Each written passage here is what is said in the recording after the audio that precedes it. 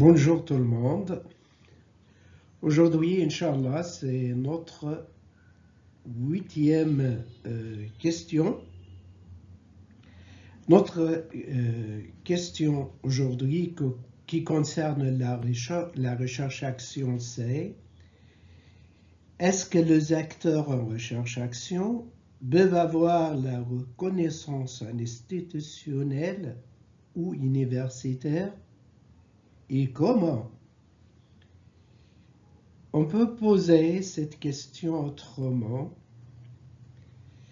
Comment l'engagement en recherche-action peut-il être reconnu professionnellement? Voilà la réponse.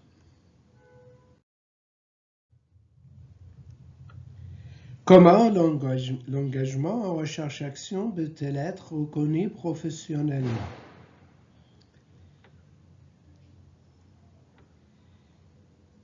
Tout d'abord, les personnes qui développent un travail par la recherche-action ont souvent une grande expérience de terrain, une compétence approfondie dans différents domaines professionnels, sans obligatoirement avoir la reconnaissance institutionnelle. Ces personnes-là n'ont pas obligé d'avoir la reconnaissance institutionnelle ou universitaire correspondante. Mais la question, comment ces acteurs-là qui travaillent dans la recherche-action peuvent avoir la reconnaissance institutionnelle ou universitaire? Voilà la réponse. Sur le plan de son parcours d'expérience, la recherche-action facilite une validation des acquis. Alors, la recherche-action facilite une validation des acquis, facilite d'avoir la reconnaissance institutionnelle ou universitaire correspondante. Il existe des passerelles de moyens, de techniques, de routes, comme le diplôme des hautes études en pratique sociale. Alors, ces personnes-là peuvent avoir le diplôme des hautes études en pratique sociale. Ce n'est pas seulement ça. À côté de ces validations de tubes universitaires, il y a aussi d'autres formes intermédiaires de reconnaissance de diplômantes ou non peuvent se concevoir.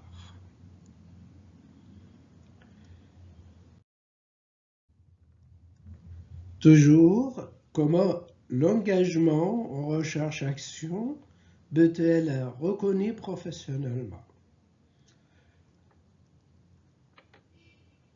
Il s'agit d'intégrer recherche-action, formation et développement dans un même espace de travail où les mobilités socio-professionnelles sont respectées dans une cohérence globale.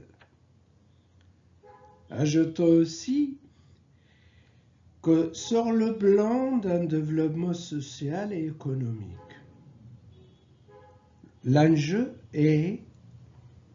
l'objectif est, la fin est de prouver en dégageant de nouveaux critères de d'évaluation. Combien miser sur l'humain, l'être humain, en le plaçant au centre des préoccupations génère une value importante comparée à l'investissement initial. Alors, on peut affirmer aussi que l'innovation sociale à l'articulation de la recherche et de l'action pratique est un exemple de l'ingéniosité, de la créativité coopérative mise au service de la résolution de problèmes sociaux. Et cela amène à un développement social et économique. Alors, ces recherches